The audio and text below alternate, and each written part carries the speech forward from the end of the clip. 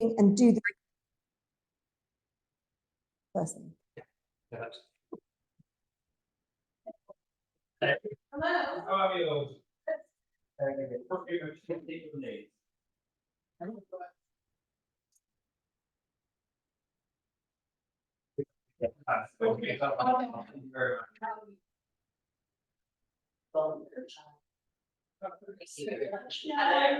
Hello. Hi. Hello. No, I'm pleased you sit at the front because no one ever does. So it's awful talking to an empty row of chairs. Sorry? Thank you. They're from Bath. They're Bath glass. I just love the colour. They're a bit more exotic. They're from Rome. I thought they looked vaguely French. I'm trying to do the red, white, and blue thing for Bastille Days. You've done red, white, and blue as well. Well done. I noted. Hello.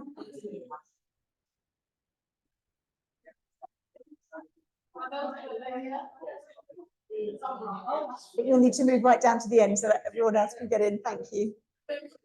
Because we're fully booked today.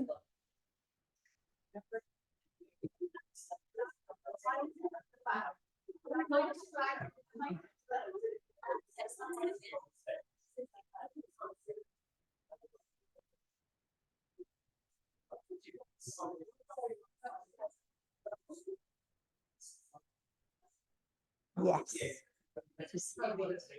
Mm-hmm.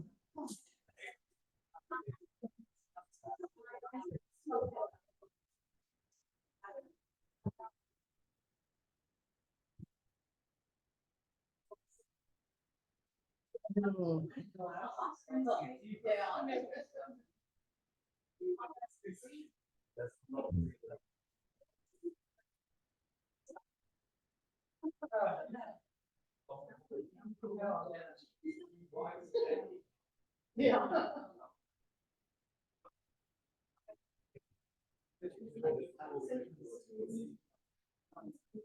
Did you get any response by Steve? Yeah.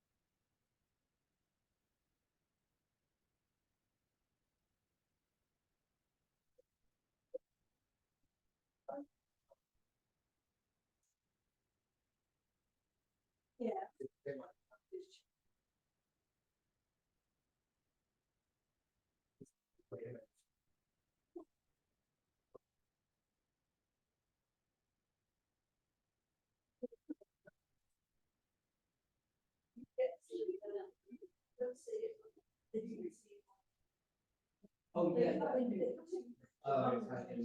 Yeah.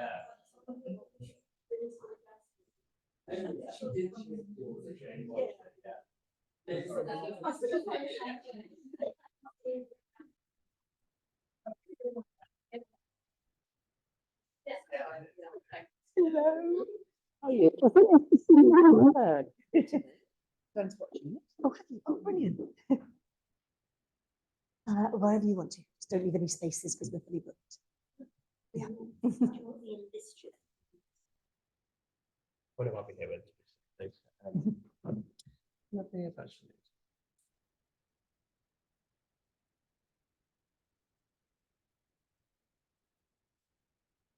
Oh, that's fine. Yes. Are you all right? Do you need anything?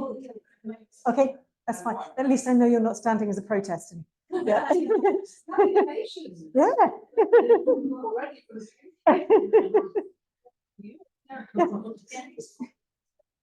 You need to do a Pilates roll down at any time, you know.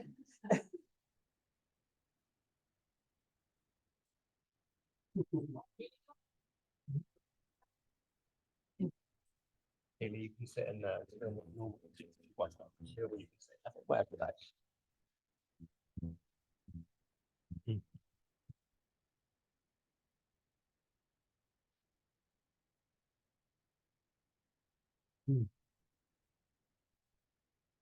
Cool. Well, good afternoon, everybody.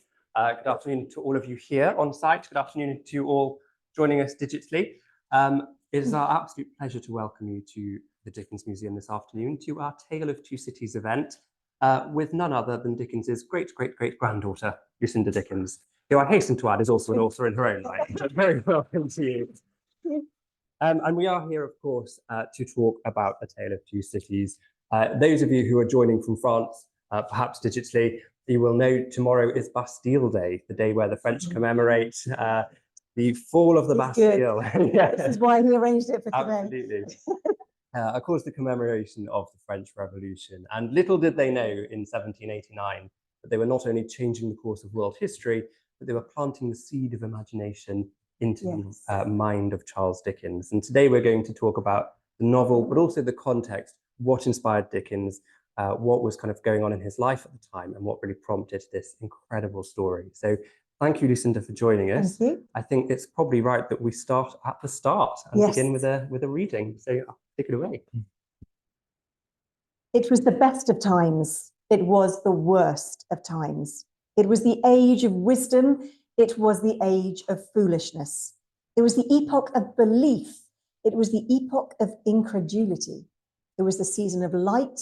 It was the season of darkness. It was the spring of hope. It was the winter of despair. We had everything before us.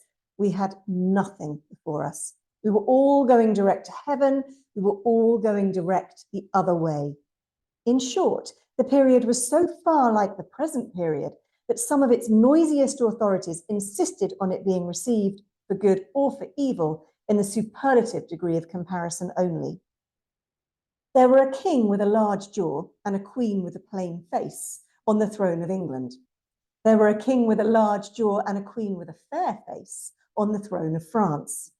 In both countries, it was clearer than crystal to the lords of the state preserves of loaves and fishes that things, in general, were settled forever.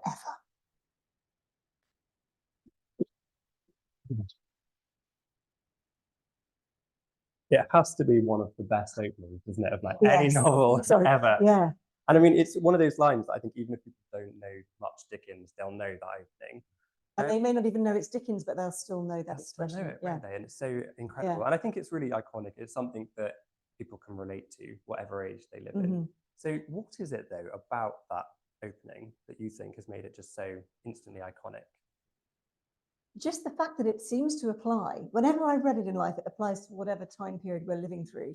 For those of us in the UK, it's absolutely been current recently. And for people in France, I mean, prepping this while listening to the news from France the last couple of weeks has been absolutely extraordinary. And I was re-listening to A Tale of Two Cities, the Martin Jarvis Audible version.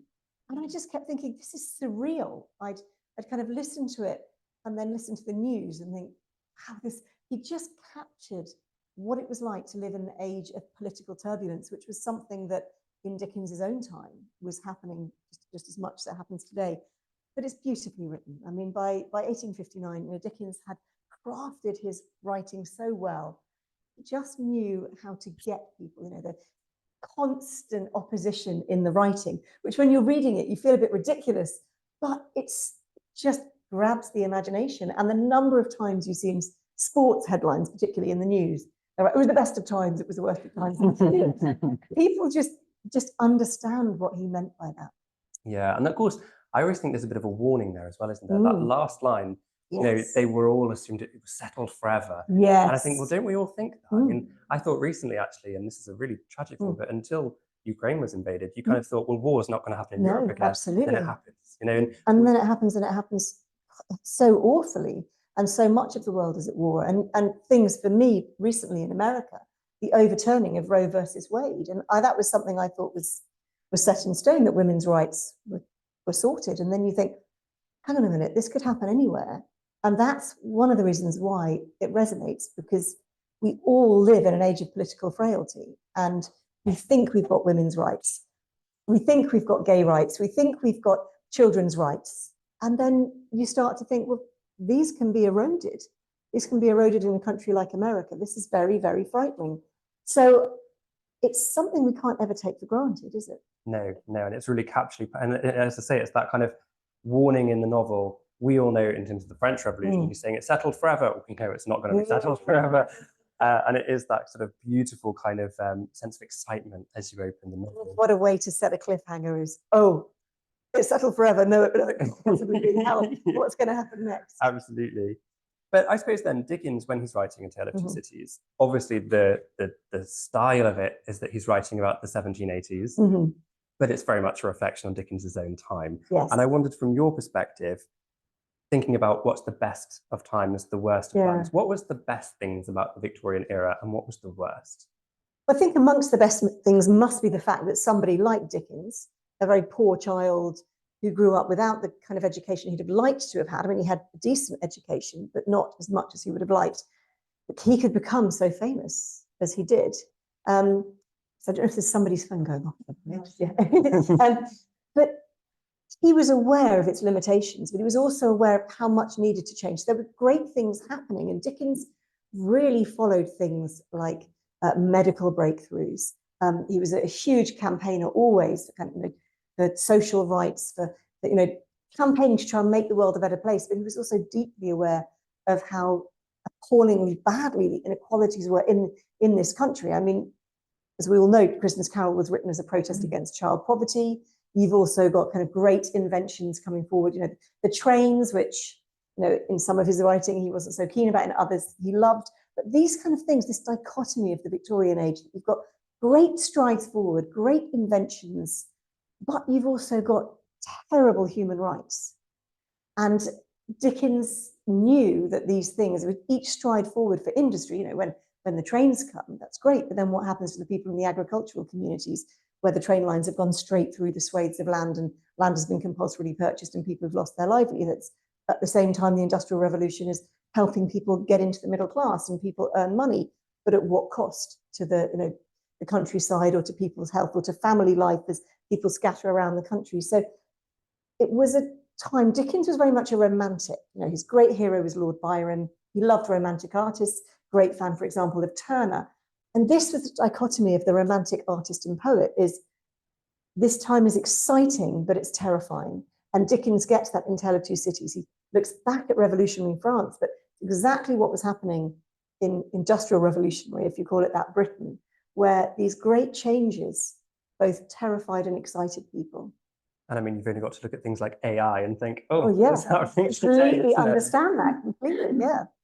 So tell us a bit more then about the political situation at the time, because one thing that I'm really struck by is the fact that I think we often think of the Victorian era as a time of sort of stability, and growth in Britain. And I just don't think it was. No. So what was going on under the surface of the Victorian times? Well, there's a huge amount of war in Europe, or a huge amount of war around the world, but in Dickens's smaller world, there was a huge amount going on in Europe. I mean, I was just looking up earlier, and the list of wars in Europe during the 19th century is astonishing. Of course, Dickens was born into the time of the Napoleonic Wars, and then throughout his life, there were always wars. There was Serbian uprising, Slovak uprising. There were wars throughout the Italian states, what we now know as unified Italy. There was wars around the Ottoman Empire, the Prussian Empire, and European empires around the world were trying to keep down, suppress people. There was always war happening somewhere. So it was a time of fear, but also a time of boundary changes.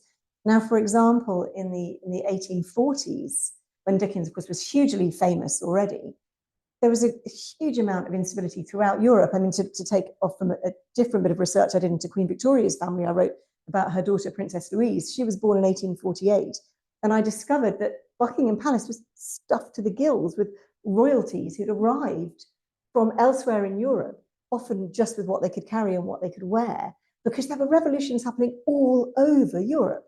And of course, Queen Victoria and Prince Albert were related to so many different royal families. And I hadn't been aware until I researched that book of just how much that had an impact on here. And Dickens, as we know, lived in Italy in the 1840s and became very involved with the Italian community here.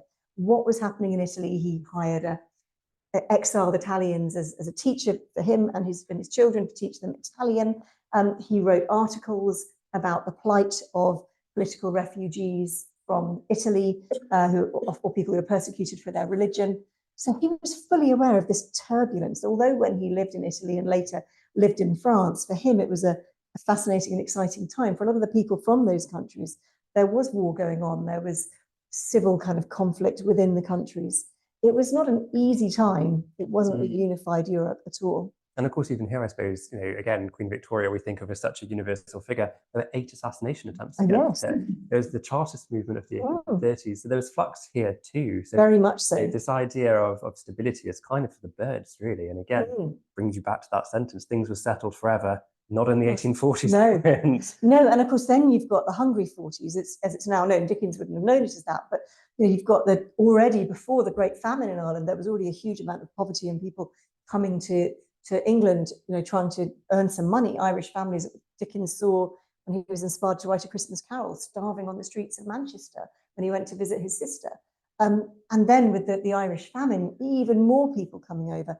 And he wrote, when he went off to France, and he writes about seeing people waiting for the emigrant ships, leaving, many of them Irish, but a lot of them English or Scottish, desperately trying to go to a new life in America and then Canada and later Australia and New Zealand.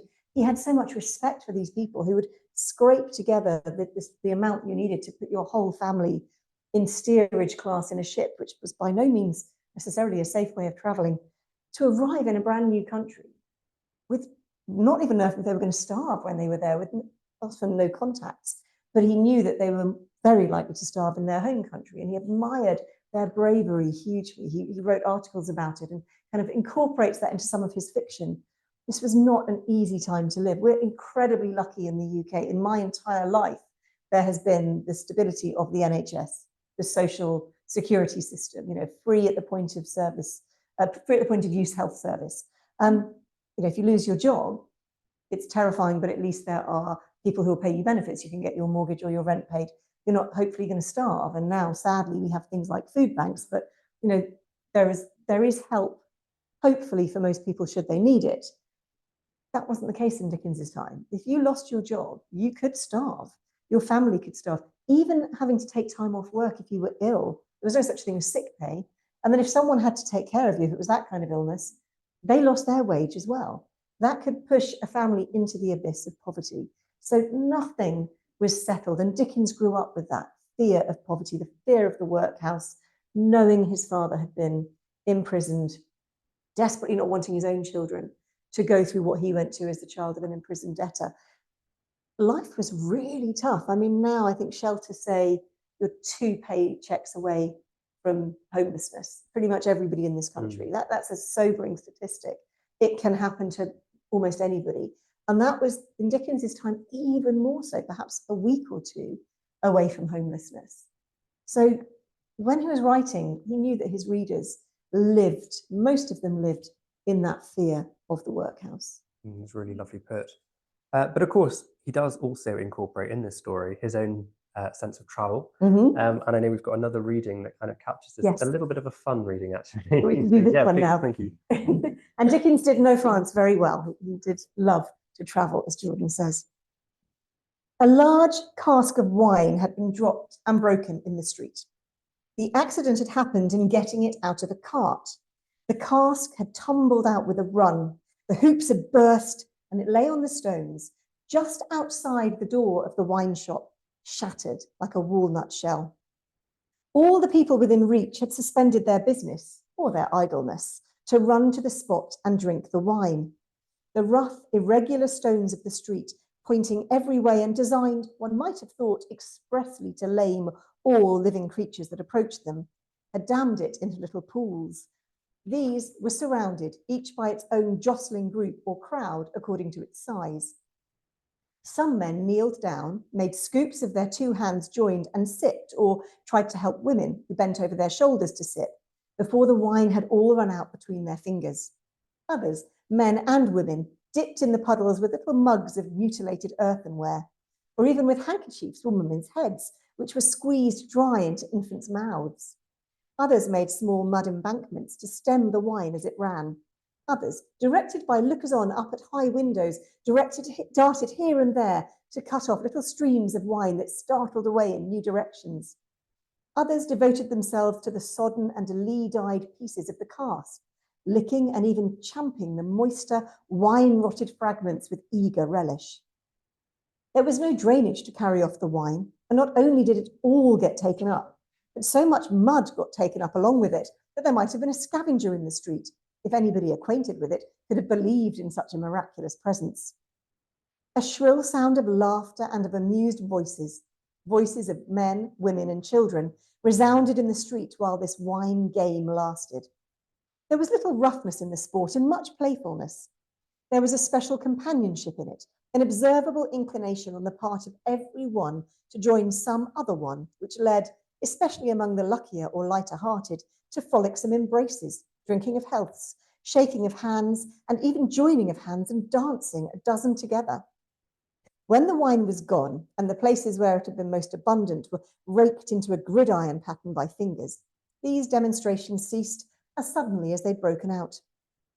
The man who had left his saw sticking in the firewood he was cutting set it in motion again. The women who had left on a doorstep the little pot of hot ashes at which she'd been trying to soften the pain in her own starved fingers and toes or in those of her child returned to it. Men with bare arms, matted locks and cadaverous faces who'd emerged into the winter light from cellars moved away to descend again. And a gloom gathered on the scene that appeared more natural to it than sunshine. The wine was red wine and had stained the ground of the narrow street in the suburb of Saint-Antoine in Paris where it was spilled. It had stained many hands too, and many faces, and many naked feet, and many wooden shoes. The hands of the man who sawed the wood left red marks on the billets, and the forehead of the woman who nursed her baby was stained with the stain of the old rag she wound about her head again. Those who'd been greedy with the staves of the cask had acquired a tigerish smear about the mouth, and one tall joker, so besmirched, his head more out of a long squalid bag of a nightcap than in it, scrawled upon a wall with his finger dubbed in muddy wine lees, blood. The time was to come when that wine too would have been spilled on the street stones, and when the stain of it would be read upon many there.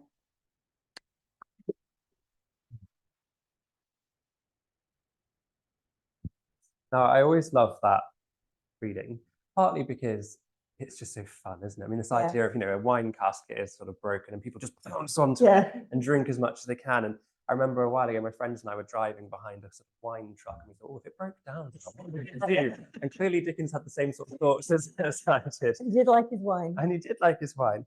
And of course, again, there's also a warning there. The wine is, of course, a metaphor for the blood of the revolution. But I think he's also playing a little bit there. He's describing France. And I think he's playing on the perception that French people drink a lot of wine, whereas the Brits perhaps drink ale. So how familiar was Dickens with French culture? He was very familiar with French culture. He was a real Francophile.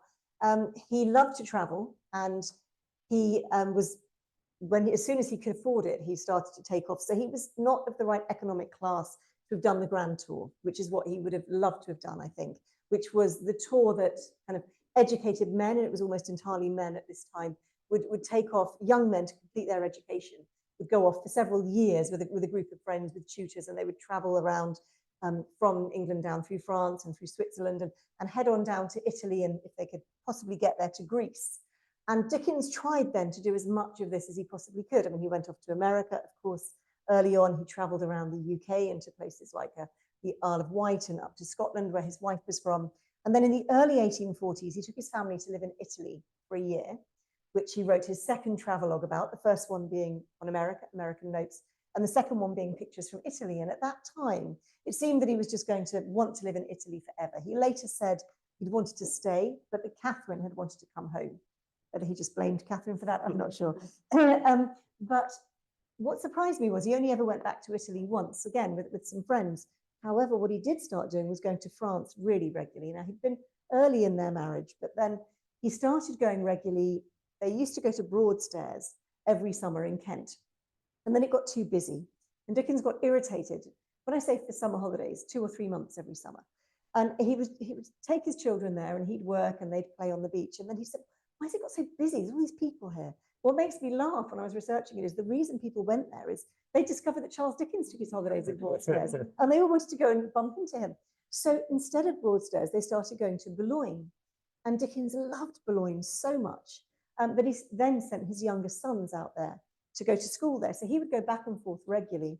And then in the mid-1850s, so just a few years before he wrote The Tale of Two Cities, he went out to Paris with his wife, Catherine, her sister, Georgina, his 2 daughters, surviving daughters, Mamie and Katie. The youngest daughter, Dora, had died as a baby. And then the youngest son, Edward, known as Plawn, he wasn't yet at school. The other boys were all at school or in Charlie's case, working. And they lived in Paris for a year, 1855 to 56, which probably gave him a lot of flavour for A Tale of Two Cities. He loved French food, and more than he did Italian. He was quite rude about Italian food, actually. It makes me laugh. Italian food now is seen around the world as kind of gourmet, this wonderful food. How would we survive without Italian food? As a vegetarian, I'd find traveling in most parts of the world a nightmare if it hadn't been the Italians had been there first and left pizza and pasta and everything there. And yet Dickens is very rude about Italian food. Oh, it's all just macaroni, and thank goodness they took an English cook with them. And he does like the wine in Italy, though. He did like the wine. But in France, he writes with glee about the French restaurants. He loved to go out in France. He loved to live in France like a Frenchman. And he just enjoyed being there. He rented an apartment on the Champs-Élysées, and he loved looking down at what he called this ever-moving panorama of life. He was recognized everywhere in France as well. I mean, he was very famous there. His work was translated into French very, very early on. And he was treated with great respect by people there. And he spoke French. I mean, Dickens spoke French and Italian well enough to be able to write letters in French and Italian. He was firmly of the opinion that if you lived in a country, it was incredibly rude not to speak the language. And he'd get very annoyed with Brits who'd go on holiday or live somewhere and not speak the language. He'd very cross in Italy, for example, of British sailors who would be in Italy yelling loudly in English and expecting the Italians to understand them. So yes, he was a real Francophile, and French wine was something he particularly enjoyed. But he just loved the culture. He loved to travel to places and to get to know people there. He did tend, as most people did, to mix with what we'd call the expat community, other kind of Brits living abroad. But he also had a lot of friends who were French or Italian or Swiss. He lived in Switzerland for a while as well. And I think there is a brilliant letter, isn't there, where he has to buy French wine when he's living in Switzerland, does it? Yes. He wasn't best pleased with the Swiss wine. He didn't like the Swiss wine. Apologies to anyone watching or who's here who might be Swiss. He was a bit rude about Swiss wine. Yeah. And he moved to Switzerland because he said it was after his year in Italy, and he said he was sick of being back in England. He needed to be amongst mountains. So he made this big rigmarole of going out to Geneva, and he found a place in Lausanne near Lake Geneva, and he moved his family there because he could see the mountains, they could see the lake. And then he was there for a few weeks. So I'm so bored of mountains. I can't write. So he went off to Geneva itself, and he tried to write, but because he needed a city, because he needed streets. And then Geneva was a bit boring, and he took his family off to Paris. And there he kind of rekindled his love of, of the city and of writing. So Dickens had a strange relationship with cities. The same with London. He had this real love-hate relationship with them. He kept saying he needed to be in the countryside in the peace and quiet, but whenever he left a city, he couldn't write. He called London the magic lantern, this constant moving spectacle of people and all this exciting things that happen. So Paris was somewhere he loved. Yeah, I love that. So, I mean, you mentioned then that he mixes with kind of expat communities effectively when he's staying abroad. Yeah. Was it normal for people to kind of holiday in France in the way that we do today? No, not at all. Dickens was quite unusual. I mean, for people of a certain class, yes, But you had to have a certain kind of economic status, or crucially, the reason Dickens moved to Italy, not be able to afford the lifestyle you wanted in England. And so what Dickens did was, he wasn't living in this house then, but he rented out the house that he was living in London. Now, Dickens didn't own any of his houses in London. The only house he ever owned was Gad's Hill Place in Kent. But renting was a lot kinder then than it is now.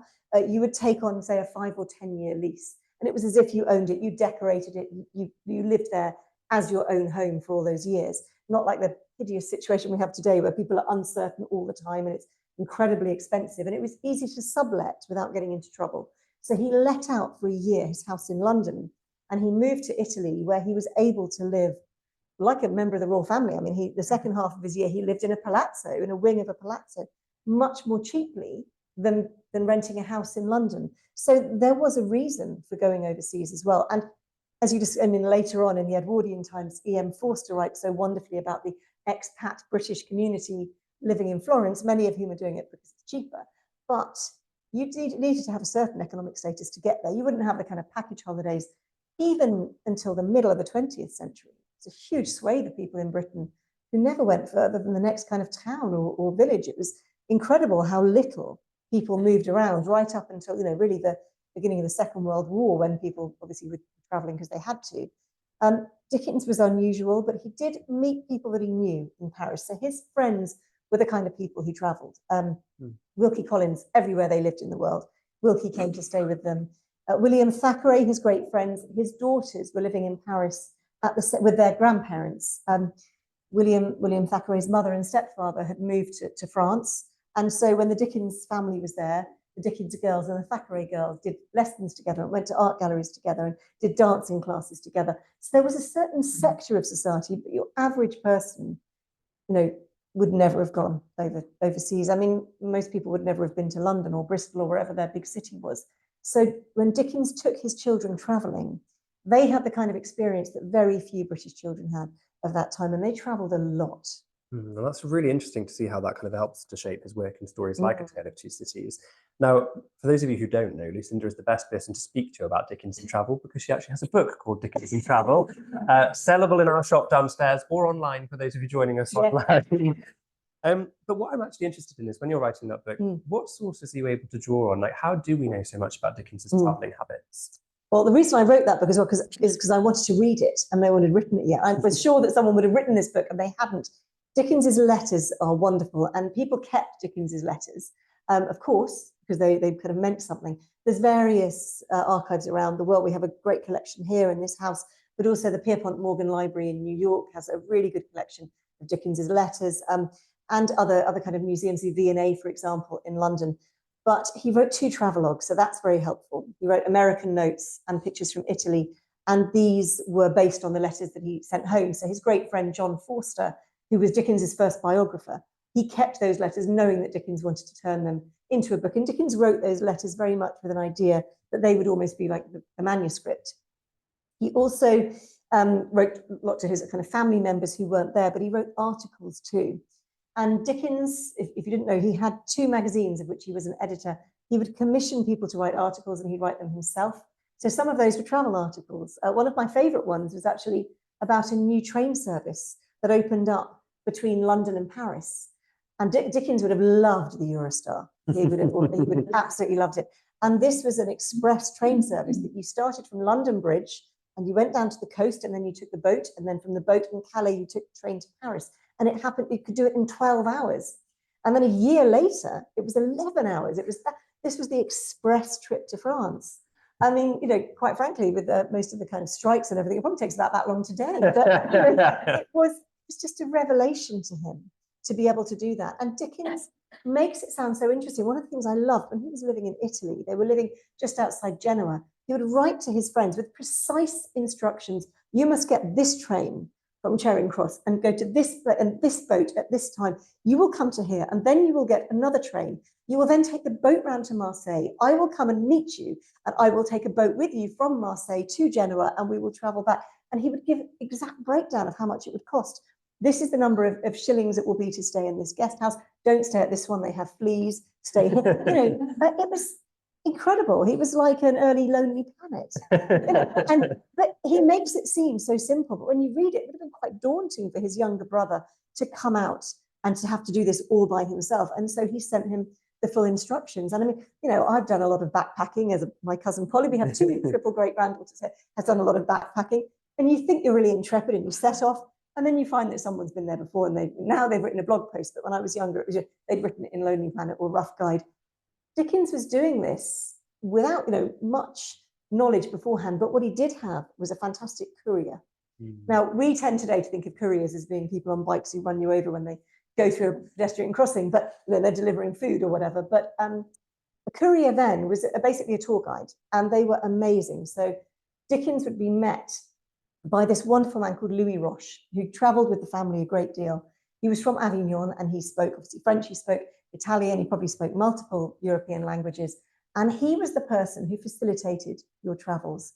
And he booked the hotels, and he got the best room in the hotel, I reckon, more than the families. He got the first taste of all the food. If the wine wasn't any good, he'd send it back before the family would drink it.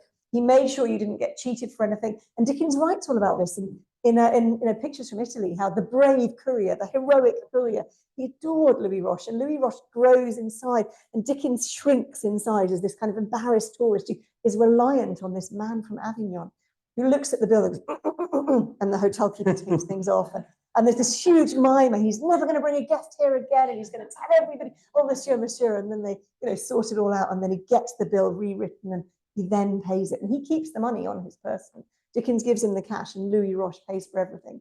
And he would take Dickens around Italy. So they traveled around Italy together. Sadly, by the time they went to Paris, Louis Roche had died. He died quite young. And Dickens was heartbroken at Louis's death. And later on in the 1860s, he wrote an article about how he'd been sitting in this wonderful traveling carriage, and they'd traveled all through France to Germany. And then he talks to Louis, and then he says, oh, I woke up and I realized, dear Louis, that you were gone.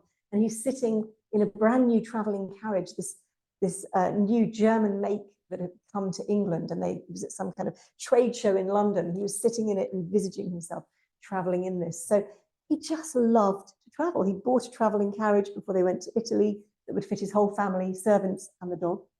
Very important to take your dog away with you. Yes, Charles, absolutely.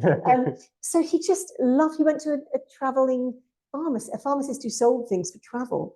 And he'd send him this great detailed letter, which I loved reading for the book, about what should be in it for this particular trip. And, you know, ginger pills for the stomach and all these different things. And it came these beautiful cases. I mean, we don't have one here, do we? I wish we had. No. Where each one, you open it up, it's like a traveling medicine chest with all these different pills and potions. And you took that away with you because that was your first aid kit. Fascinating. And Dickens was knowledgeable about all these different things you'd need for various ailments, some of which we're not going to mention in front of children in the room. Swap my microphone. Cool. Your voice is much more important than mine. But so what I'm also interested in, why France? And was there anything happening in France that might give him this sense of writing a revolutionary tale? Well, France was, of course, going through turbulent times. Now, I'm not a French historian. I'm sure there are many people who know much more about this than me. But you know, you've had the Napoleonic Wars, and Dickens was born in 1812, right at the height of all this. And you have the kind of the First Empire, the Second Empire. You've got Paris Commune a little bit later. But there was a lot of political turbulence in France. But there was also a flowering of fashion, art, all these things that came from France. And Napoleon III, who was the nephew, I believe, of Napoleon Bonaparte, his wife, Eugénie, became this kind of leader of fashion. Later on, after Dickens's death, I believe she would actually live in London for a while. But people were talking about France all the time. It was the leader of fashion. People who could afford it would go to France to buy their clothes. When he took Catherine and his daughters and his little son to live in Paris in the 1850s, one of the great excitements was to be able to go to the fashion houses in France. And Dickens loved his own fashion. There was also, in the year that he took his family to live there, 1855, there was the Exposition Universelle, which was the kind of French version of the great exhibition that had been in London in 1851. And if you've ever been to an expo anywhere in the world, this grew out of these great exhibitions. So Dickens also was a great follower of art, and there was a lot of wonderful art coming out of France, the kind of realist movement. He just adored the idea of everything French was fashionable, but also a little bit dangerous. And to be in France, even today, people think about the French Revolution. I mean, it's so long ago, but with the recent events, as I talked about earlier, with the election in France, it's still there. People say, oh, it's a politically turbulent place after the revolution. And Dickens was also hugely influenced by the writings of Thomas Carlyle, a great friend of his. And he had written, I don't know how many volumes it was, the book on the French Revolution. He sent Dickens, when he said he was interested in writing about a story based in the French Revolution, he sent a whole list of books. He wrote to the London Library and he said, please send these to my great friend Charles Dickens, all the books I did on my research. And Dickens read all these volumes, so he was quite steeped in it. He was also a great fan of William Hogarth, the artist. Now, Hogarth had lived kind of a century before Dickens. There's a lot of correlation between them. He was also the child of an imprisoned debtor, for example. He was a great social campaigner. William Hogarth was very anti-French, I'm afraid to say. He was very xenophobic when it came to the French, but he did all kinds of wonderful art. I'm thinking of the roast beef of old England, also known as the Gates of Calais, that Hogarth painted. Dickens was hugely influenced by French literature, French philosophers, French art, and these turbulent times in France and how it had been portrayed in Britain. So Thomas Carlyle was a huge inspiration to him. I love that sense as well. Fashionable but dangerous, I think, is a great way to sum up the French. And of course, there was something else which was both fashionable and dangerous, and which Dickens wrote about a lot, which is love. Very fashionable, very dangerous. And our next reading is going to relate to that. Now, this is a book, by the way, that makes me cry every time. So at some point in these readings, I am going to cry.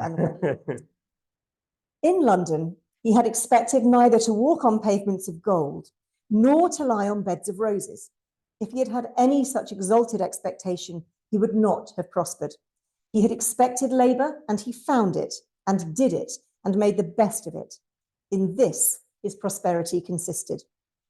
A certain portion of his time was passed at Cambridge, where he read with undergraduates as a sort of tolerated smuggler who drove a contraband trade in European languages instead of conveying Greek and Latin through the custom house. The rest of his time he passed in London.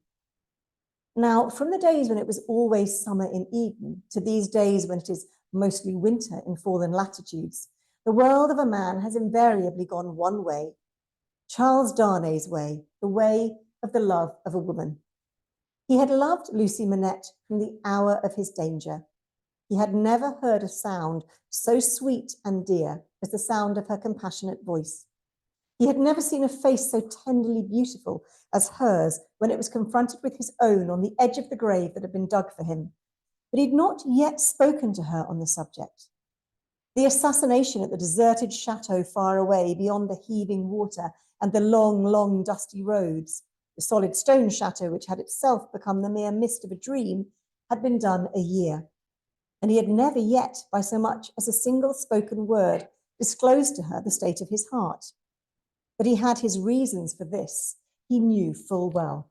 So let me get my... I also have a very fun fact about Dickens and love. He mentions the word love 1,622 times in his published works. I love that you said that. That's just wonderful. It's actually one of my favourite hobbies, is finding out how many times he says certain words. And it is interesting because there are so many themes that we think of as ends. I mean, normally if people talk about Charles Dickens, you think workhouse, gruel, orphan, all the kind of horrible things about London. He actually doesn't mention those words very much, but he talks a lot about love, hope, compassion. And of course, we don't really think about Dickens as a romantic, but in all of his stories, there is a love story at the heart. So he was writing romantic novels, is that what you're saying? I think he was definitely a romantic novelist. Move over, Daphne du Maurier. But I mean, love clearly was hugely important to Charles Dickens. Yeah. And I want to talk about his loves. And can you tell us a bit about his first experience of love in the romantic sense? Yes. So Dickens fell in love with a young woman called Maria Beadnell when he was a teenager. And she was a couple of years older than him, which, as you know, when you're a teenager, was a big age gap when it's that way round. And he plucked up the courage to tell her that he loved her. And she called him a boy. And whenever I read Great Expectations, people love to say that Estella in Great Expectations is Ellen Ternan, who we're going to talk about a bit later. I think she's Maria Beadnell very much. Now, Maria came back into his life many years later Thankfully, by that time, he had fallen in love properly and married, which we'll talk about in a little while. But when Maria came back into his life, was when his marriage was struggling a bit. It was actually when he was in Paris, and she wrote to him. Her name was Mrs. Winter. She'd married, and she said to him, "Oh, you know, I'm a middle-aged old woman, and I've had children, blah blah blah." He said, "No, no. In my mind, you're this wonderful young. You are Dora in David Copperfield, the great love of my life." But when I wrote about Dora, people thought that it was all made up, but it was all my love for you. Poor Catherine, his wife, must have been thinking, "Who is this woman who keeps writing to my husband?" And then he met up with her, and I think Catherine must have felt really vindicated because, yes, she was right. She'd been completely honest. She'd got older, and the Victorian times were not kind to people. There wasn't good dental work. That was, it was not an easy thing to maintain your look. You didn't have the luxury of having lots of cosmetics or Botox or Pilates classes or whatever. And women's health was not something that was recognised. I mean, it's extraordinary. Women have been having babies for millennia, but yet women's sexual health was always completely misunderstood. And Dickens was horrified. And he wrote what I think is the cruelest line, but you must remember this woman stomped on his heart. So it was kind of, he said that she had been Flora, he parodies her as Flora Finching, and in Little Dorrit, and he says, Flora, who had been a lily, was now a peony. Now, I love peonies, but you think about there, but I do think, oh, it's cruel, but she had really broken his heart.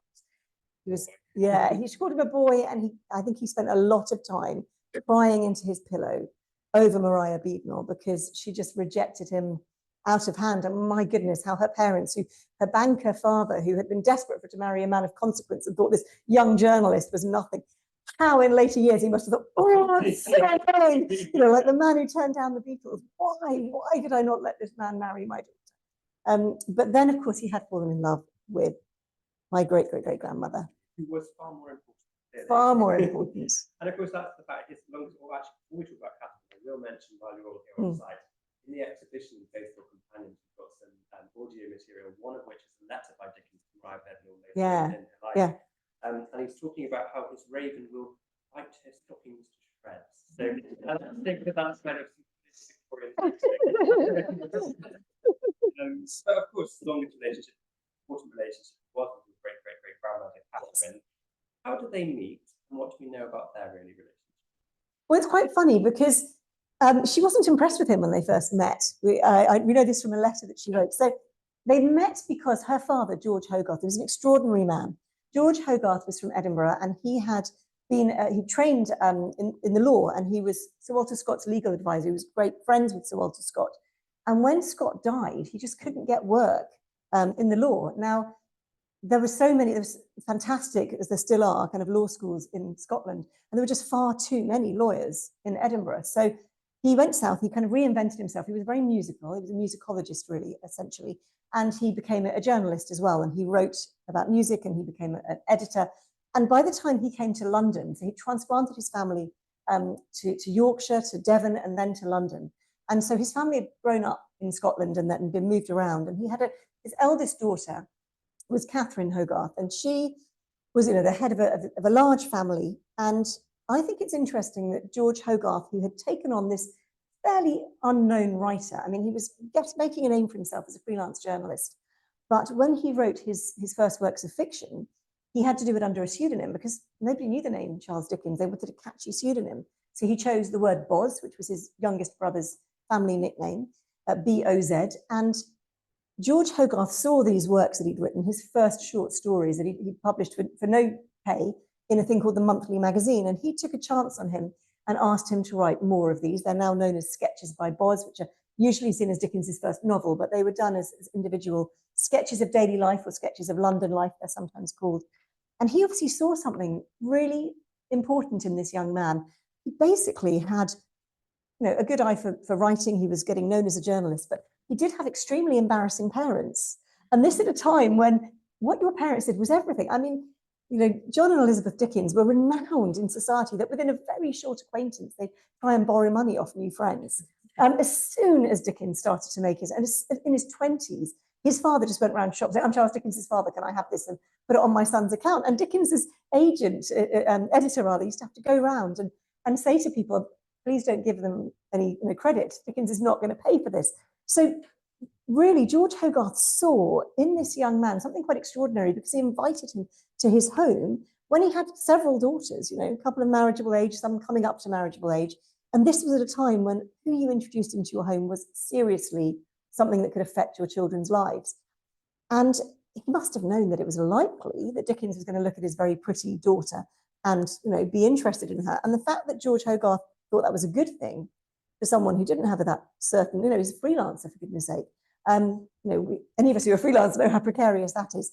But Catherine was then invited to Dickens's birthday party. His birthday's in February. And she wrote to a cousin, "Mr. Dickens improves much on acquaintance." So she obviously didn't like him at first. Just a few weeks later, he proposed and she accepted. So he'd obviously improved massively in that short time. But I love that. The first thing we have of her, he improves much on acquaintance. Yeah, he grows on you. And they married in 1836. They met they kind of got together in 1835. They married on the 2nd of April. And they, have I got this right? Charlie was born 9 months and 2 days after their wedding day. Yeah. And then Mamie was born, fairly close by as well. I mean, there was a miscarriage as well in between. So it was all just very, very much a love match at first. It really was a love match. People always judge the marriage by the end of it. But it was 22 years later that the marriage came to an end. And they were really well matched. I mean, when they were living in this house, this does not have any memories of an unhappy marriage. This has a marriage of parties, dinner parties, fun, music. His sister, Frances, his older sister, got on really well with Charles and Catherine. She was a musician. Her husband was a musician, although sadly they later gave up music really through her husband's religious beliefs. But they would come to this house, they'd play music, they'd dance. It was great fun when they were here. The children were born into an atmosphere of love and understanding. It was not the marriage that people like to write about at the end of it. It was by the end, but at the beginning, he put her on a pedestal. I mean, she was economically and socially higher than him. And I think the biggest problem in their marriage is he became famous like that. I mean, he moved into this house as a little known journalist, making a bit of a name for himself in London. And he moved out 2.5 years later to international fame, letters arriving from America, from Canada, from people all overseas who read his books. He was being, offered the chance to travel. He was being given book deals. He was able to afford to rent a much more grand house. And this was pretty grand in itself. And suddenly that happened so fast. I think Catherine just wanted what her mother had, this easy middle-class existence. And suddenly she was married to a celebrity who couldn't walk down the street without people trying to touch him, to talk to him. When they went to America a couple of years later, people literally followed them down the street with scissors trying to cut off locks of his hair. Someone scaled the outside of their hotel bedroom. This was in 1842, to peer in through the window. Poor Catherine lying in bed, his face at the window, screamed as this man was trying to get a glimpse of them. And I think she just found it really hard to deal with the fact that women were throwing themselves at him. We were talking the other day, Mary Howitt was the name, I think, was the young woman we were talking about. There was a young woman who used to follow them around in Broadstairs. She was a family friend. She had a huge crush on him. And she'd just follow him around and hide behind corners and wait. Hello, Mr. Dickens. I mean, and I often think it's like someone like David Beckham or Mick Jagger, being married to somebody like that, where women are just hurling themselves at them. How hard that was for Catherine, that women were openly flirting with her husband at a time when that was really risque behaviour. There's that great story that we were talking about this earlier, because Catherine isn't always seen in her full sense. No. Herself, really. I think what people think she really wasn't. And there's this great scene where they've gone on holiday together. There's this young woman who keeps flirting with Charles Dickens, really madly in love with him. I think Dickens maybe flirted a little bit with him. He was a real flirt, yeah. And then they're at a ball, a public. Of course, in those days, you walk at a dance and find out which dance they're going to do with you. And as she goes up to this gentleman to go and dance with him, Catherine just sort of steps in front of her and insists that he dance with her instead. I love to think that she's there going. And Catherine, you'll see in the morning room downstairs the beautiful double portraits of Charles and Catherine by Samuel Lawrence, who I think is a completely underrated Victorian portrait, a late Georgian, early Victorian portrait painter. And he was just fantastic. And he captures this essence of the Catherine that Charles married, this pretty young woman, full of fun and life. And in the early 1840s, when they traveled to Canada, they performed together on stage. She was really interested in amateur dramatics, as he was. Their wordplay, she was very clever. You know, they loved punning. They'd have these funny little wordplay games. Their friends remember how fun they were at parties. So yeah, Catherine was not the woman who most people like to think about, because huge fans of Dickens have spent a long time over the decades of trying to make out that it was all Catherine's fault, because it couldn't be Dickens's fault that the marriage came to an end. And people have this real problem with the Dickens that they admire, that he did anything wrong. Well, everybody does things wrong. I mean, you know, I get frustrated by the fact he's either got to be a demon or a demigod. So he has to be beyond reproach, never looked at another woman than his wife. It's all scandal mongering. Or I've had people say to me, he's evil for the way he treated Catherine. And I think, well, that's Hitler and Pol Pot, isn't it? And Putin, you know. I mean, evil because he had an affair. I mean, I don't admire him for having an affair. I'm angry with him that he broke her heart. But I don't think you can call someone evil for having an affair. And I think there's definitely rewriting to be done about both Charles and Catherine, that they were ordinary human beings. And he made mistakes. And love was a big part of that. Yeah. Now, there were other loves in Dickens' life, not necessarily romantic, but people and women particularly. Yeah. I wonder if you could tell us a bit about both Mary and Georgina. Yes. So Mary and Georgina were two of Catherine's younger sisters, and we have a room in this museum called the Mary Hogarth Room. It's the room in which she died. And even in Dickens's own lifetime, there were rumours after her death, not before, that he had been in love with her, he'd had an affair with her. People often say that. They come to the museum, they ask about that. When I wrote the biography of Katie, Dickens's daughter, she was very cross about this, and it frustrates me that people still think, I mean, I'm sure Polly's had it as well, people saying, you know, oh, well, he had an affair with his sister-in-law. And they mean Mary. Mary was she was a girl. She wasn't yet an adult. She was 16 when she came to live with them, I believe. She'd been coming regularly after that. She died when she was just 17, very suddenly. It was always believed it was a heart condition. It was believed the Hogarth family had a heart condition. I think now that the more current feeling is by medical historians, it's probably a brain aneurysm that killed her, but it's something that happened very suddenly. Catherine and Mary were very close. The reason that Mary first came to live with them was Catherine suffered from what we would recognize today as postnatal depression. This is not something that was recognized or understood or helped particularly in the 19th century. And in all my writing I've done of Victorian women, that's one of the saddest things, is that it just wasn't understood at the time. And Mary came to live with them. They were very, very close. There's no suggestion in any letters or anything at the time that Catherine was at all jealous of Mary. But I think that Dickens had a breakdown when Mary Hogarth died. She literally died in his arms when he was trying to revive her. They'd been to the theatre.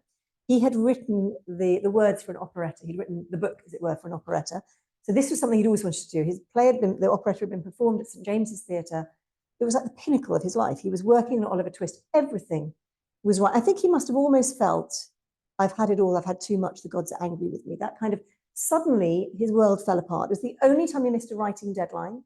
He missed, there was no next installment of Oliver Twist. They had to put in the magazine that it wouldn't be written because of family bereavement.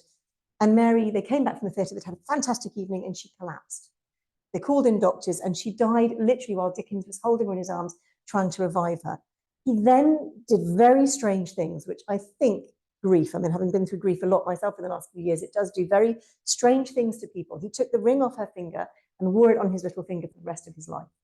He took clothes out of his wardrobe and kept them so that he could smell her on the clothes. He didn't give things to her parents that her parents should have. He kept them for himself. And then he wrote about Mary as if he'd been in love with her. He wasn't in love with her. I do believe that he loved her as a sister, as Catherine's much loved sister. But this weirdness that comes into his writing afterwards, and I think it was a breakdown that Dickens had at that time. Dickens struggled with depression. We know this from childhood onwards. Something else that just was not understood in the 19th century. And he just kind of sees her as this golden child. Lucy Manette in A Tale of Two Cities, she's the golden thread that runs, she's described in that way, that runs through the whole story. She is the same age as Mary Hogarth when she died. A lot of Dickens's heroines are just 17, about to be 17, only 17. It's this, suddenly this spiritual age that Dickens sees as sacred, and it's because of Mary Hogarth. So she's deified after her death. Before her death, she was just sweet Mary, the younger sister who helped Catherine.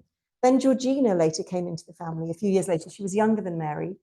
When they came back from America in 1842, they'd left their children for 6 months, never left them behind again. They realized that from then on, holidays would be with the children. They missed them so much. Catherine knew she would. She didn't want to go away. She wished to take the children or not go. Dickens didn't think he'd miss them. Catherine was wiser than Dickens because she was right. They both missed them. And Georgina had visited every day. Dickens's younger brother, Fred, lived with the children. They had servants as well. Georgina came every single day, and she became the adored Auntie Georgie. She was 15 at the time. She moved in with them when they came back when she was 16, and she stayed with them right the way through. And controversially, after Charles and Catherine separated, she stayed living with Charles and became his housekeeper jointly with Mamie, her oldest niece.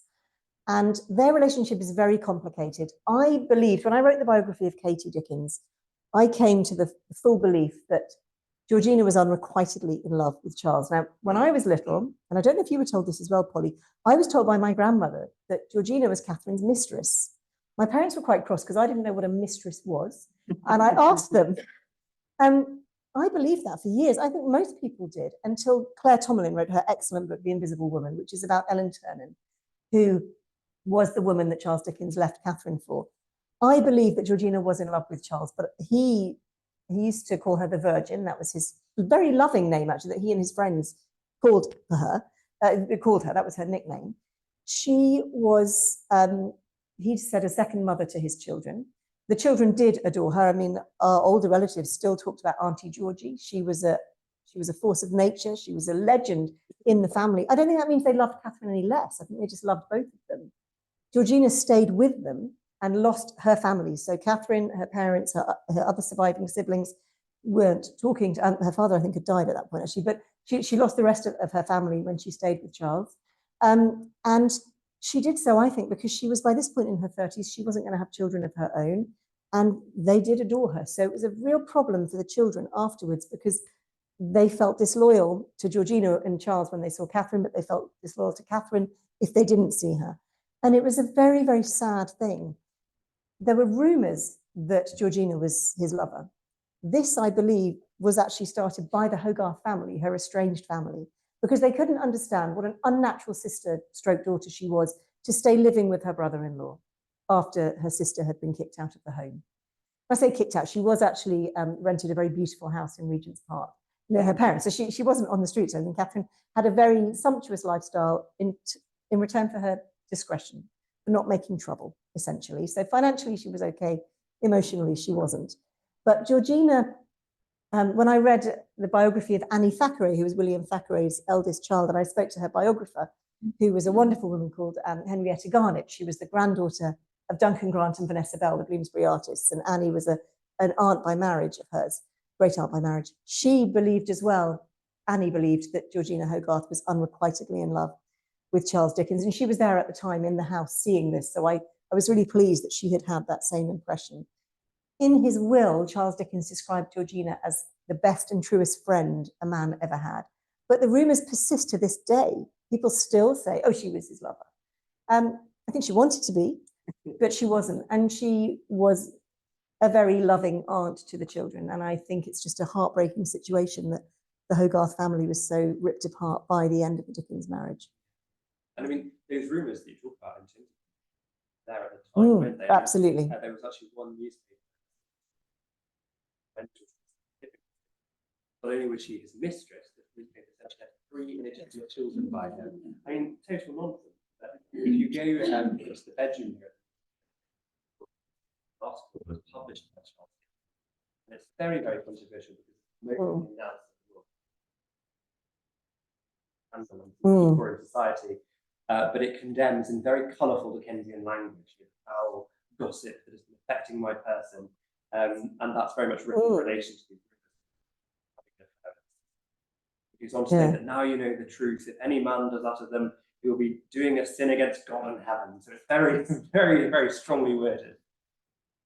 There's also there's a really interesting thing that today you'll regularly get people who contact me, and I think the museums, to say that they are descended from Georgina Hogarth. So there was a chap from Argentina, I believe, who had, and I think, to be fair to him, I think he truly believed the story. There was a ring. Two of Dickens' sons went to Australia, and one of them, Alfred, there was a ring that he had. His name was Alfred D'Orsay Tennyson Dickens, because it's godfathers for Count D'Orsay and Lord Tennyson. And that ring had somehow come down, been bought presumably somewhere, and had ended up with a family in Argentina. And this man had been told that he was the love child, the descendant from the love child of Charles Dickens and Georgina Hogarth, and that this ring had come down to him. So some of our male cousins were asked to do DNA, and there was going to be a TV program. And the TV program was never made because the DNA test just proved that there was not a single connection. But I do feel almost quite sorry for this man, because I think he truly, truly believed it was his family law that he'd been told, and he was several generations down. And there are so many people. I mean, I regularly get contacted by people who say I'm descended from Georgina Hogarth, and I think, well, good luck for that, because as far as, and she needed to have a test to prove that she was still a virgin, which was an extremely unpleasant thing. I mean, it was sexual abuse carried out by a doctor at the time. I mean, it's an appalling thing for her family to subject her to. Sorry, as we have young ears in this room. But sorry, but you know, this was basically what her family subjected her to, because they couldn't believe. I think they probably did believe that was why she'd stayed, because they couldn't understand. I think the reason she stayed is because she was a young woman who loved these children. She was never going to have her own children.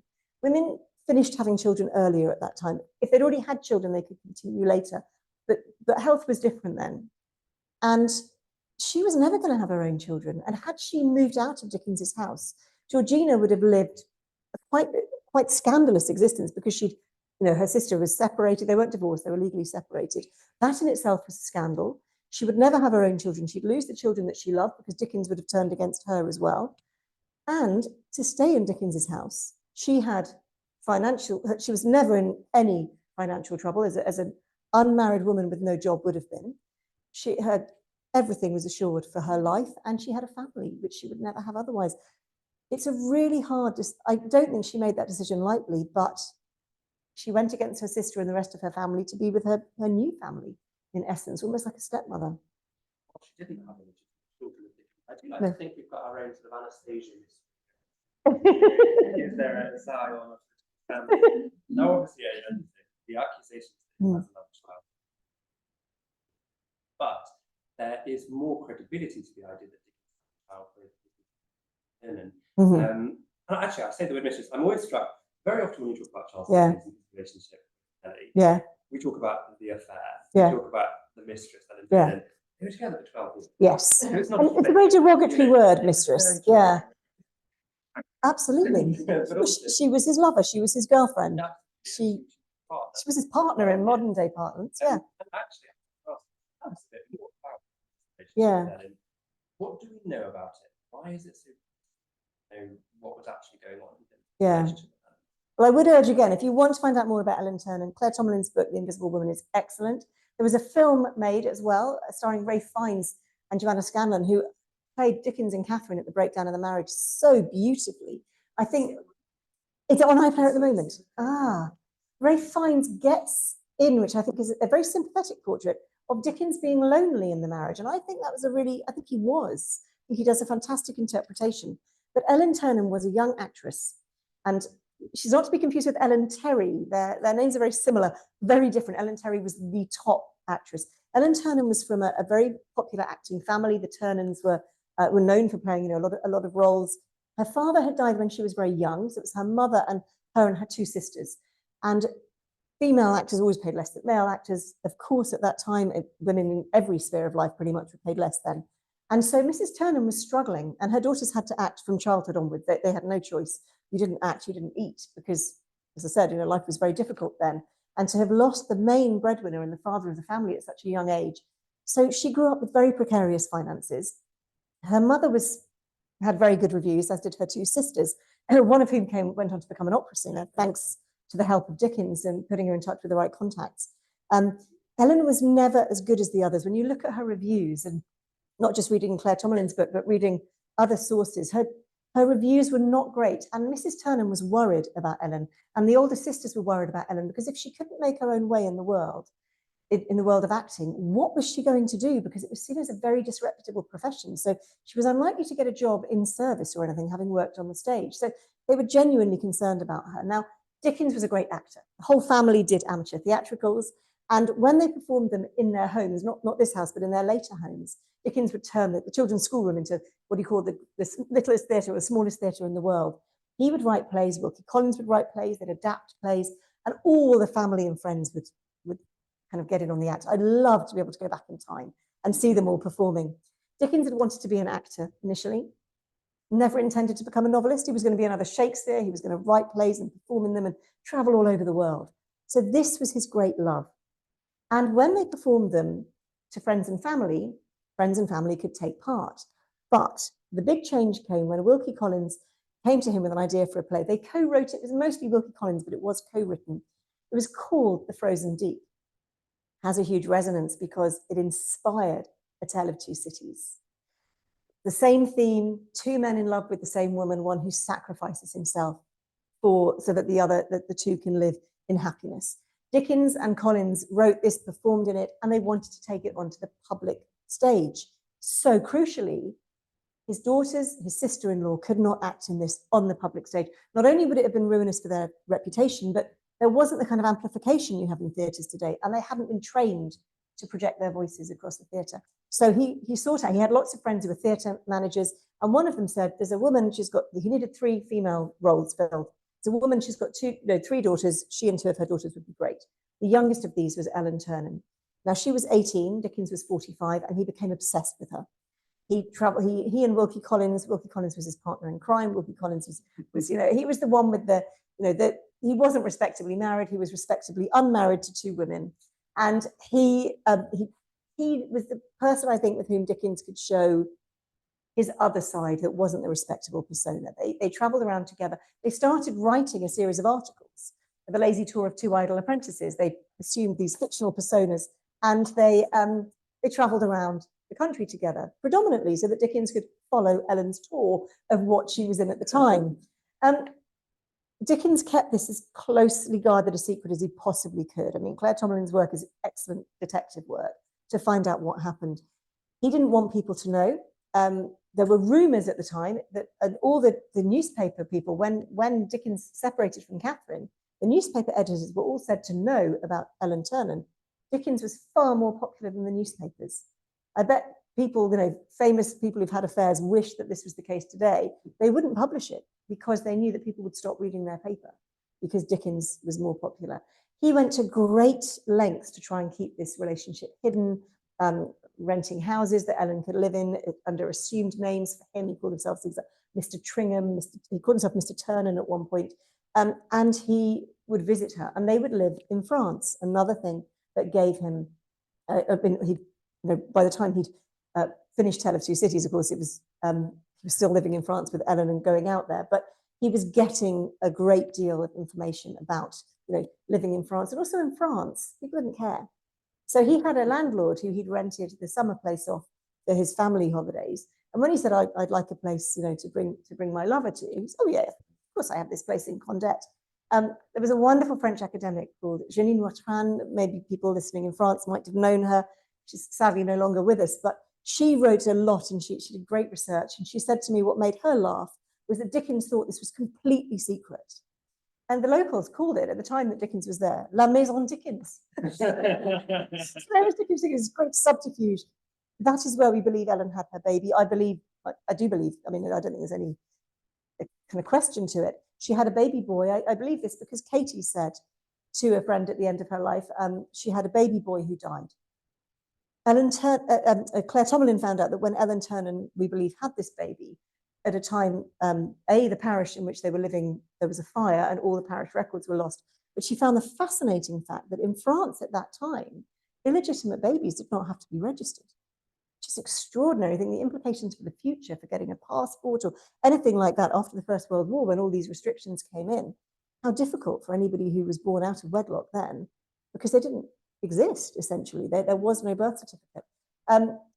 I believe that baby was born, and that there's a lot of disputing about it, and people like to believe, as I say, that Dickens was never unfaithful to his wife, but the chances are of a relationship at that time not resulting in a child was pretty slim. There weren't that many choices in how to prevent it. And of course, famously, Dickens and Eleanor coming back from France when they're involved Yes, in the train crash, yes. Which you can go and see in the Mary Hogarth room, isn't it? Yeah, it's the incredible photographs by an amateur photographer who happened to be there and see the train crash. He was traveling with Ellen and her mother. They were coming back, they're taking the boat train back from France. And, and there was this terrible crash. For many years, it was the worst train crash on British soil. And of course, it nearly got into the papers then. Who was this woman who Charles Dickens was traveling with these two women who happened to be in his carriage? And she lost a gold bracelet. And Dickens wrote to the rail company and said, I happen to be traveling in a carriage with a woman and her mother. She lost a gold bracelet. If you could send it to me, I will ensure, I have her details, I will ensure it gets back to her. But it was engraved to E.T. with, I think it was with love CD or whatever. I mean, the train company, that could have got into the papers, but he obviously had a lot of respect for Dickens. He tried to pass Ellen off as his goddaughter. And when he went back to America the second time, he wanted to take her with him, and he was persuaded, no, the Americans will not fall for this. It will be terrible for your reputation, and particularly for hers. He went out there convinced that his advisors were wrong, discovered that actually was the case, that his separation from Catherine had huge repercussions. There was no way he could bring out his goddaughter with him. And so he had to send her the coded message they'd agreed to say, don't come. It's amazing how many people are involved in this. Oh, yes, absolutely. There were a club dinner, and men were all sitting around the table at the club discussing that Dickens was having an affair, or gossiping whether Dickens was having an affair. And someone had said, oh, yes, he must be having an affair with Georgina Hogarth. One of his friends, Thackeray. Yeah, it was a Thackeray. He said, no, it's not Georgina Hogarth, it's an actress. No, 5 years. Because what Thackeray was trying to do was protect Georgina's reputation. He was a great friend of Georgina. No such thing. It's an actress. Dickens was furious. They didn't speak for 5 yees. Yeah. He was. Yeah, I mean, he was a prima donna. I think we can say that. Not that it runs in the family or anything. Yes. Okay. Do you want me to miss out? Should we miss out? No. Okay. I will try not to make my answers a bit less wordy. Along the Paris streets, the death carts rumble, hollow and harsh. 6 tumbrils carry the day's wine to La Guillotine. All the devouring and insatiate monsters imagined since imagination could record itself are fused in the one realization, guillotine. And yet there is not in France, with its rich variety of soil and climate, a blade, a leaf, a root, a sprig, a peppercorn, which will grow to maturity under conditions more certain than those that have produced this horror. Crush humanity out of shape once more under similar hammers, and it will twist itself into the same tortured forms.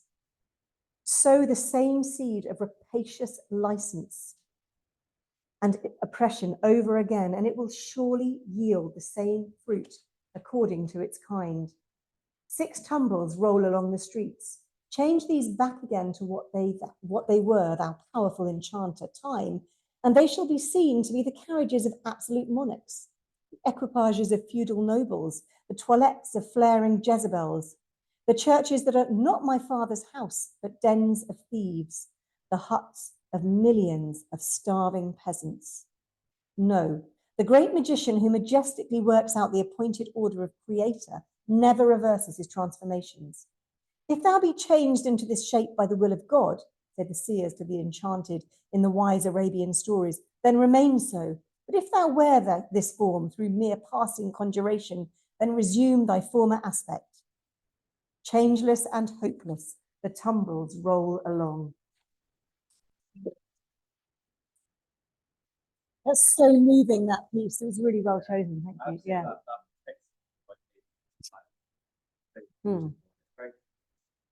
Well, what I find really interesting about it is it very much captures Dickens's, it's almost sense of fear of revolution. Revolution has particularly damaged people. The idea of, this tumbril once absolute monarch, now absolutely. Yeah. It's the cost of violence. And that it can happen again any moment. And I think it's really fascinating because Dickens, we often see him politically aggressive, radical, someone who wants political change. Yeah. I'm sure you get asked, we get asked a lot of the museum. Yeah. Communist, was he left wing? I think they've been many of those things, but what was his attitude? get that contradiction here. Yeah. Maybe he's a progressive, but he's quite fearful of the mob. I think people were in general. I think Dickens grew up with a generation, 2 generations older than him, his grandparents, his parents, who'd been of the opinion that the American Revolution was something so, I'm talking about, what we call the War of Independence. That was amazing. It was ideologically fascinating. Great things could happen. People could rise up. They could push off the yoke of oppression and it would be glorious. And then the French Revolution happened and people thought, this is absolutely terrifying. This is what could happen. And I do fervently believe that had the French Revolution not happened, Britain could have become a republic again. I mean, we were a republic for a very brief time after we chopped off the head of Charles I, and then everyone realized that the Puritans were really boring. And we have the monarchs back again. But, we had, people may not realize from overseas that, we did have a brief period of republicanism in Britain. And Dickens he never avowed himself a Republican in that he wouldn't have said he wanted to get rid of all the monarchy, but he wasn't a great fan of monarchy either. But I think there was this fear in the 19th century that this is what can happen. Revolution can lead to great things, but it can lead to very fearful things as well. And I think many people of Dickens's time felt like that, almost better the devil you know. But Dickens was passionate about social change. He disliked this huge gap between rich and poor. He's so contemptuous of the way that the aristocracy behaved in France. And we see this from the Marquis d'Evremond, the murder of the Marquis, which is totally understandable. He's vile. He's run over a child in his cart and tosses money at the grieving parent as if this child, you always let your children out like they're dogs. It could have damaged my horses. This terrible man who deserves to die. And on the other side, you have Madame Defarge and the knitting women who are equally terrifying. And they're calling for the blood, the heads to be chopped off. What makes them different? They're two sides of the same coin. I think Dickens was always frightened by extremism. He could never really understand this extremism. He wanted people to live gently and kindly, and that's a big part of his philosophy. When you see the people that he writes about, for example, anyone who is unkind, cruel to an animal, they're a villain in Dickens. Wherever they are on the social scale, if you kick a dog or beat a donkey, you are a villain, and you're going to have a bad end in Dickens' book. Kindness was a big part of it. So, for example, you look at Oliver Twist. People say, "Oh, Fagin was this terrible villain," and Fagin, yes, he runs a gang of children, but is he as bad as the trustees of the workhouse who eat their sumptuous dinners? Fagin might mistreat the children, but he feeds them. And there's this big dichotomy all the way through Dickens's novels as who is the villain and who is the hero. And this is no more apparent than in Tale of Two Cities, where you have this huge financial divide. And he talks about, the millions of starving peasants. He talks about the church that eat these big fat priests who eat while people are starving. He feels the same when he goes to Rome and writes about it in American Notes. It's the reason his friend Clarkson Stanfield wouldn't do the illustrations, because he was Catholic. He writes about the Pope and there's huge inequalities. He says seeing the Pope in his equipage makes him think of Guy Fawkes and wishes for a match. And that, of course, shocked Catholics at the time. And yet this is the same man who writes in Barnaby Rudge about the Gordon riots with great sympathy towards Catholics. What Dickens didn't like was extremism. He didn't like violence. He didn't agree with the death penalty. So the idea of the guillotine for Dickens, he campaigned successfully to end public executions in this country. It was Dickens's letters to the Times that led to the ending of executions as public spectacles. It's a really fascinating thing. He does not like murder. It's a bit like Hercule Poirot. He doesn't believe in murder. He doesn't like those extremes and the violence that comes out of them. But he was asked to be a politician, by the way, and wouldn't be, because he was canny. Because he'd have been on the more radical side, and then those on the non-radical side wouldn't have bought his books anymore. Yeah. He knew that the best way to change people's minds is not standing in the hustings, but is writing novels that make people think, oh, I've never thought about crossing sweepers before, but I'm crying over the death of Joe. What, next time I see a crossing sweeper, I'll give them a shilling, or I will treat them with compassion. That's how Dickens brought about change. We've touched on this already, but when he's writing in the 1850s, 10 years before you've had revolutions, Communist Manifesto has been published, there is a lot of people and movements across Europe who are calling for revolutionary change, a great political movement.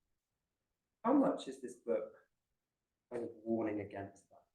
I think this book is very much a warning against it. And I think Dickens probably felt, as you and I were talking before everyone came in, how frightening it is at the moment that there is such a rhetoric of hatred around the world. I mean, in the UK, I'm horrified by the things that people say that are openly racist, that are now just seen as political. And to me, it terrifies me how in the last 20 years, the country has changed. In Dickens's time, the hatred against, and Dickens wasn't particularly pro-suffrage, by the way, but the hatred against women calling for the vote. When I wrote a book on the suffrage movement, and the language used against women calling for the vote was terrifying. Newspapers calling for women to be flogged in the streets for daring to suggest they might have the vote. Dickens knew what a tinderbox it was.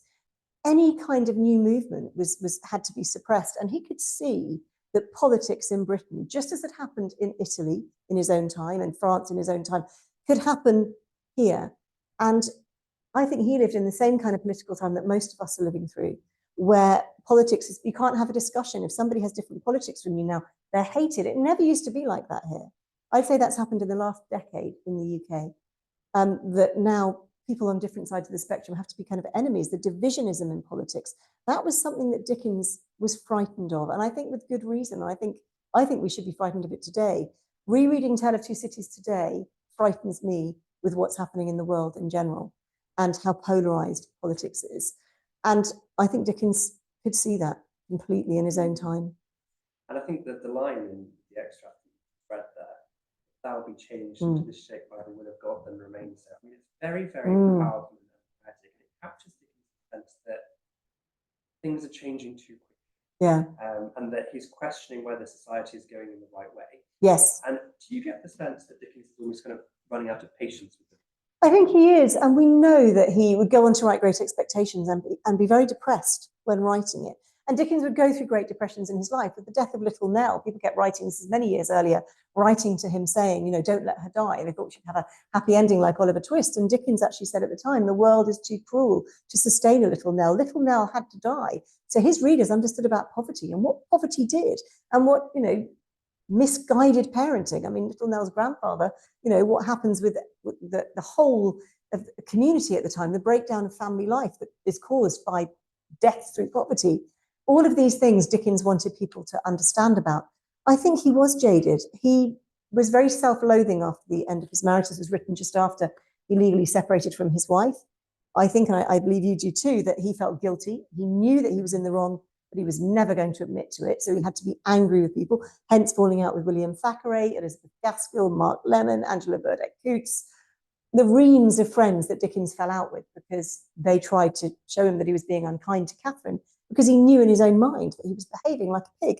And, you know, he felt that self-loathing, and that manifested itself, I believe, in depression. I don't think when you read A Tale of Two Cities, I don't think you could write this without feeling deep despair at the humanity that could allow a revolution to happen. I listen to the news at the moment and I cry over Gaza and the Ukraine every night.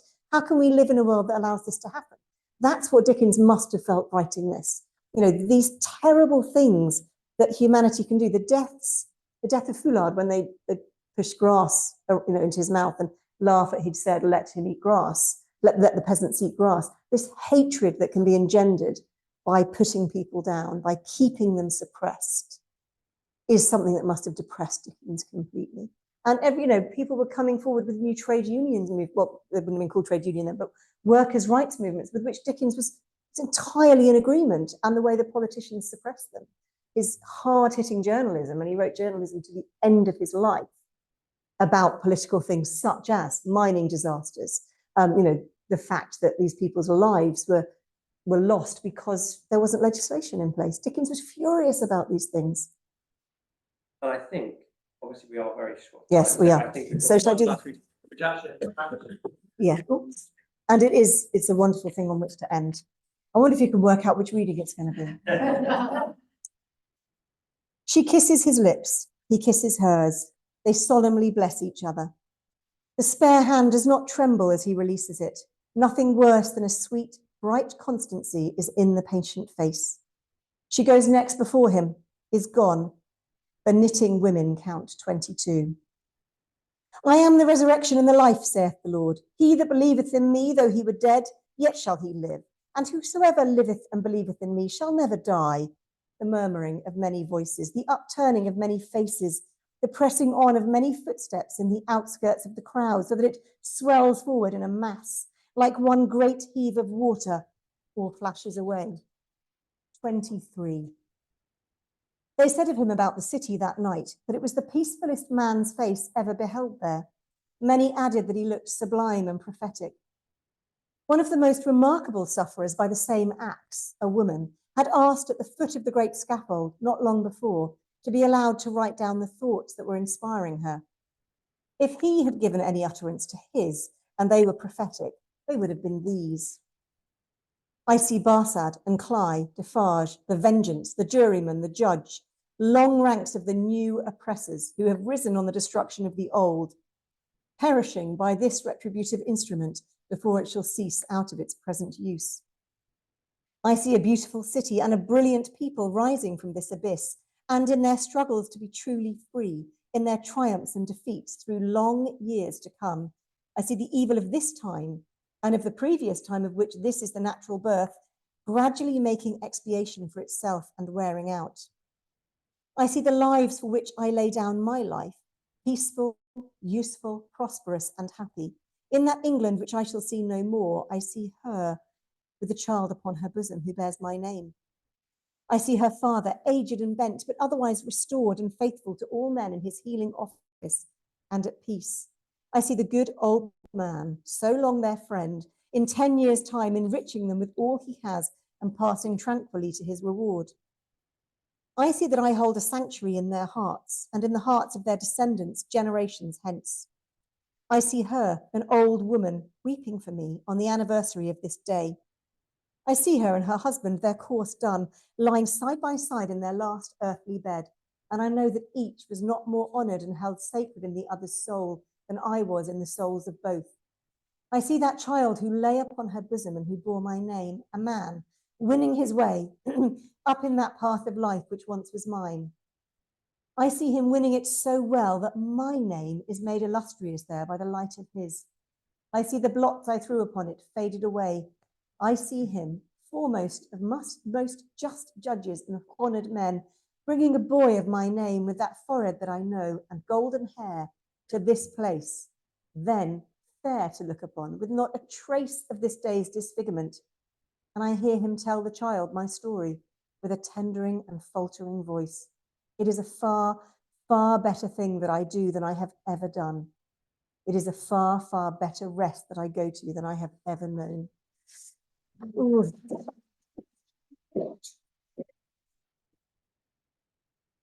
When I saw what you'd chosen, I thought, I'm not going to get through that without blubbing, Jordan. Yes, sorry. Yes, yeah. And I will happily sign books in the shop downstairs as well. Yes. Yeah. Thank you all so much for coming. Thank you. Lucinda, for your answer. Thank you. And does everyone have a question? Have any of you got any questions that you'd like to ask? Yes.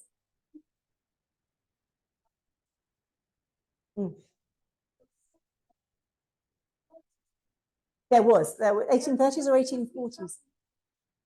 He was going back and forth to France from the 1830s onwards, so he would have known about it. And yeah, I think it did. I think because people were fearful that there would be another revolution as there had been before.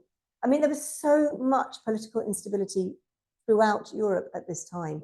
You know, as I said, there were uprisings in various countries.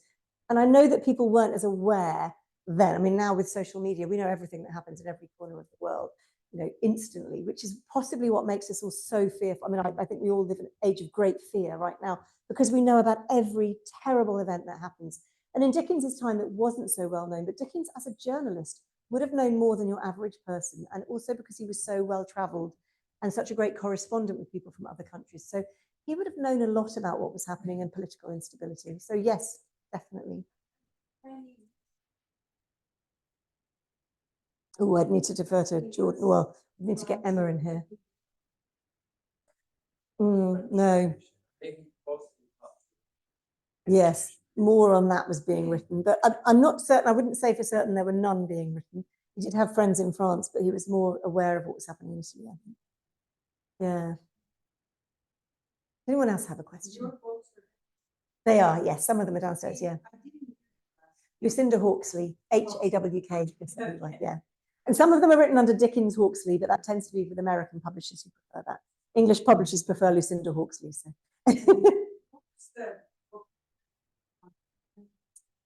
Oh, I wrote a book called March, Women, March, which isn't sold in this shop, actually. It's Voices of the Women's Movement. But I've written a book on Katie, Dickens's daughter, who was an artist. She was born in this house, and she was wonderful.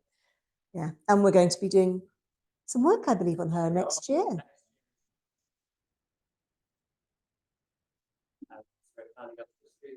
Yeah. Yeah. As was Henry, our ancestor, Katie's brother, our great-great-grandfather. So he was still alive when this museum was open, which I find really fascinating. It is amazing, isn't it? Yeah. Yeah. Yes. Yeah. So strange. Yeah. Yeah, and you know, it's very hard for us to understand quite how famous Dickens was because we're so used to this age of celebrity. You know, you go on reality TV for 2 minutes and you're seen as a celebrity. But Dickens really was extraordinarily famous. His son Henry, he wrote in his memoirs that walking down the street with Dickens was like a royal procession. People would literally come up. He said you couldn't get down the street. Everyone would want to shake his hand. They'd want to talk to him about his latest plot, probably suggest things and ask for his opinion on things. And people would ask Dickens for favours regularly. They would write to him and say, this has happened in my family. And Dickens would really try and help people or you know, a cause, a charity. He said once that he wasn't usually the first person to know about a cause, but what he would do would put it in his magazine, which would then mean that far more than just say the local community that was trying to raise money for this or injustice or whatever, everybody would then know about it.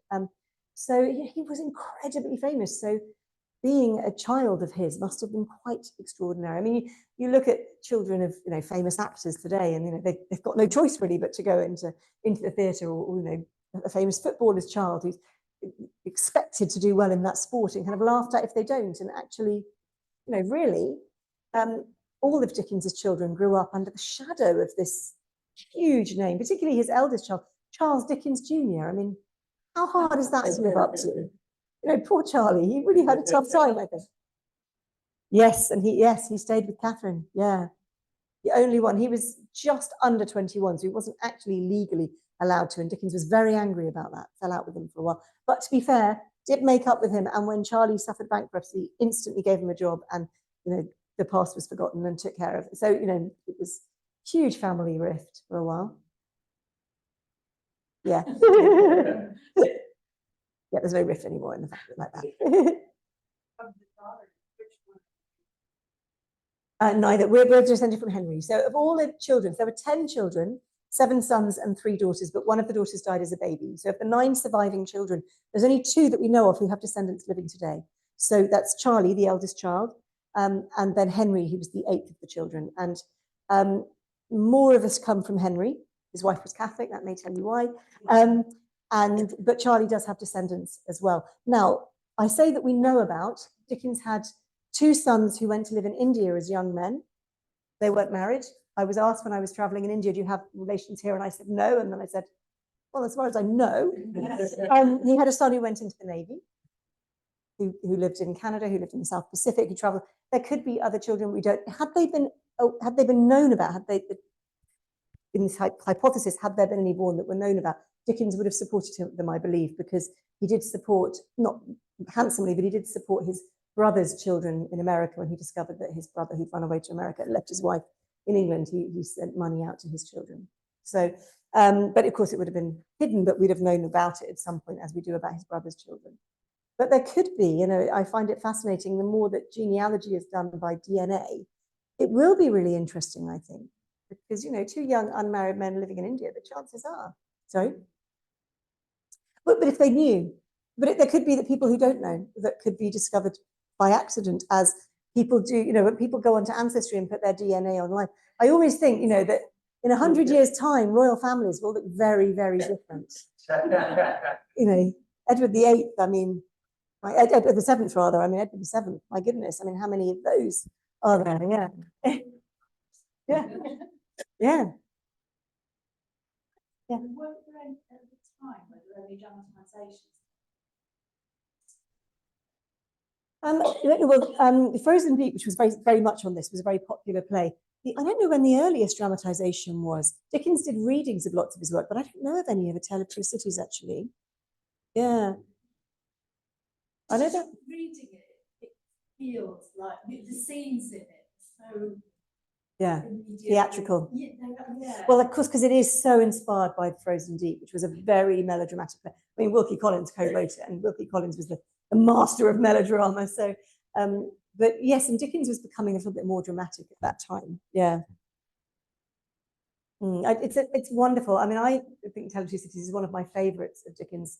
I've never got to the end without sobbing, and I fall in love with Sidney Carton, which is a terrible thing to do because he's a terrible alcoholic. Do not fall in love with Sidney Carton, but he's such an amazing person, isn't it? I mean, he's just this glorious hero who manages to eclipse the gorgeous Charles Darnay, and there's a wonderful friend of mine, I know her through her play in the States. She's called Jill Santoriello, and she wrote a Broadway musical on A Tale of Two Cities, which is wonderful and occasionally gets put on here by amateur dramatic societies. Unfortunately, it opened on Broadway, a hugely expensive production, just as the recession hit in America, and it didn't stay on for very long, but it was sold out every night. It was wonderful, but it was very expensive one to put on. And she said she just has been in love with Sidney Carton since she first read Tale of Two Cities, spent 25 years, self-taught musician, writing this musical, which is brilliant.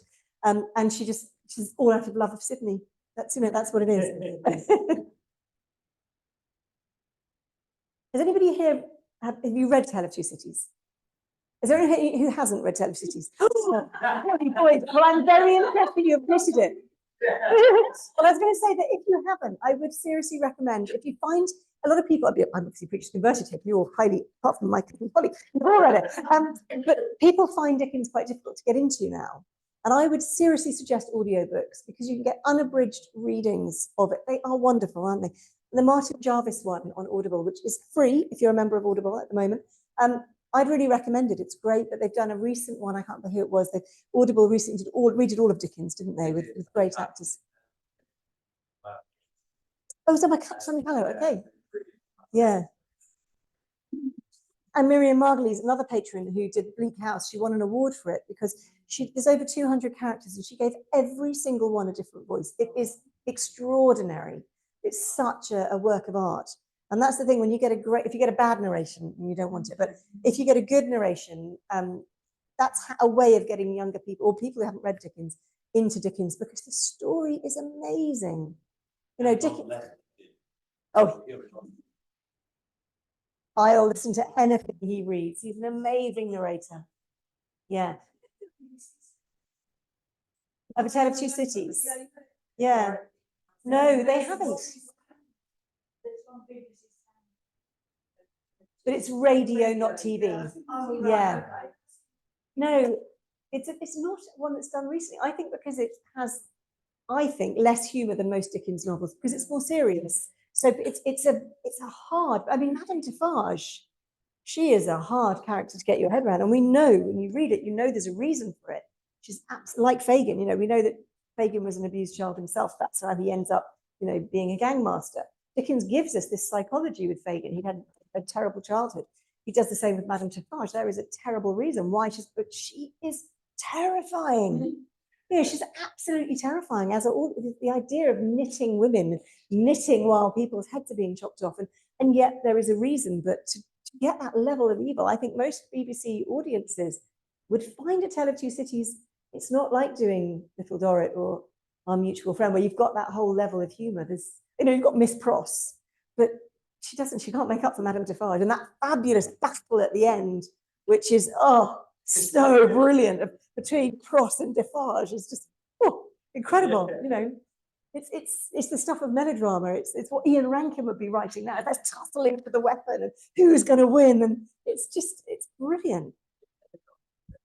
Mm. Yeah. Gets stopped and there's the line fall to life. And I just remember getting that thrill that washes over you. Yeah. You read that opening chapter of The Stagecoach and the Dover Mail, and you feel their fear. And I remember thinking, this is what it felt like to travel at that time with the risk of highwaymen.